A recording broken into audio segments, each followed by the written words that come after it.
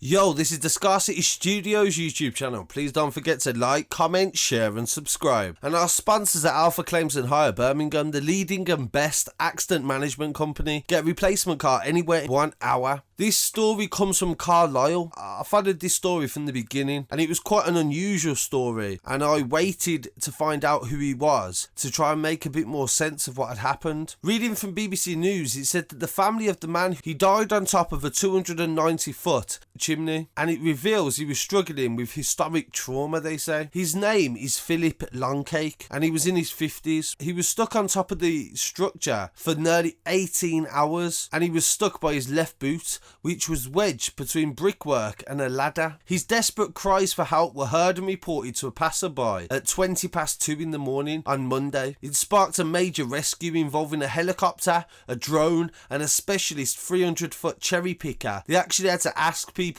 from the members of the public if they had any cherry pickers. The police didn't even have it. They hadn't encountered this type of thing. Firefighters didn't get there until 4:45, nearly 13 hours later. I don't know whether it's partly detached from the tower or it veered off to one side anyway. I wasn't here at the start of the incident, so I don't know whether there's been any movement in the ladder at all. We're treating this as a very, very complex and precarious situation, as you would imagine.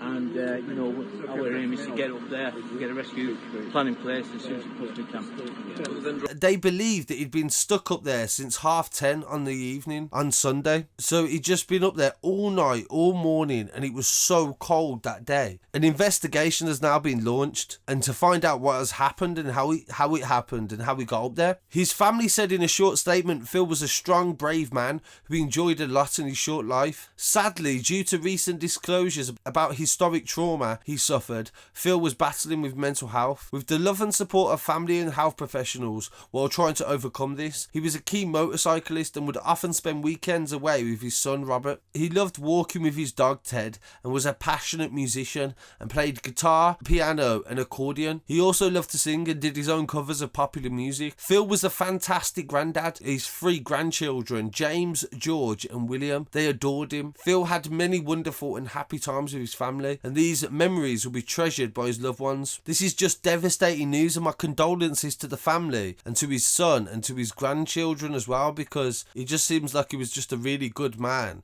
that found himself in a really bad place in life. And I can't stress to people enough as well, just talk to somebody if you ever feel like you can't just talk to somebody, because it can never be as bad as you think it is. A resident in the street said they was woken up at 1 a.m. They could hear shouting and carrying on, and they thought it was somebody that was drunk. At 3 a.m. there was more shouting, and then the police turned up. Neighbours said they looked out the window and they saw a man who was flailing around a bit at the very edge of the chimney. Temperatures in Carlisle had dropped to 2 Celsius at that point. Someone wrote on Twitter that they'd seen it opposite the chimney, and from a window he's seen it unfold. It was a horrendous sight, and he's seen the man hanging on by 1 foot. The Coast Guard helicopter tried to get in there to rescue him, but the downdraft from the actual helicopter gave them fears that they would dislodge Phil and he may fall. So they actually tried to get people to go down on the helicopter to rescue him, but that wasn't possible. They then sent up a drone. It had a speaker on it as well, so they could talk to him, and they said that he did respond to them. As the rescue effort continued, he lost consciousness. He'd been upside down for a considerable amount of time, so of course, and it was cold,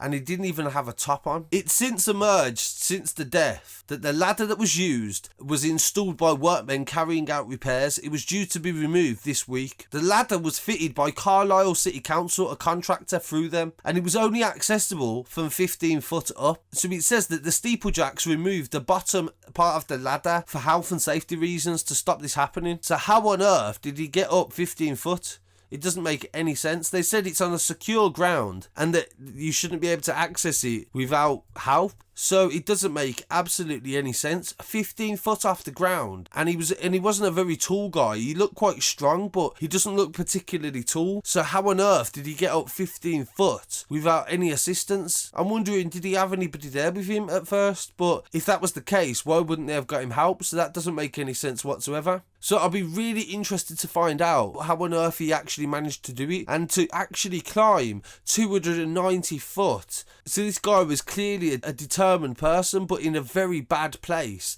in his mind. The chimney was built in 1836 to try and get rid of pollution. People call it a landmark, but it's just an excuse for them to build an eyesore, really. So I really appreciate you joining me today. I would like it if you paid your respects to Philip and his family as well. So rest in peace to Philip, and I'm sorry for whatever you was going through, and I wish your family all the best in the future. Thank you for joining me. Please don't forget to like, comment, share and subscribe to Scarcity Studios YouTube channel. Peace.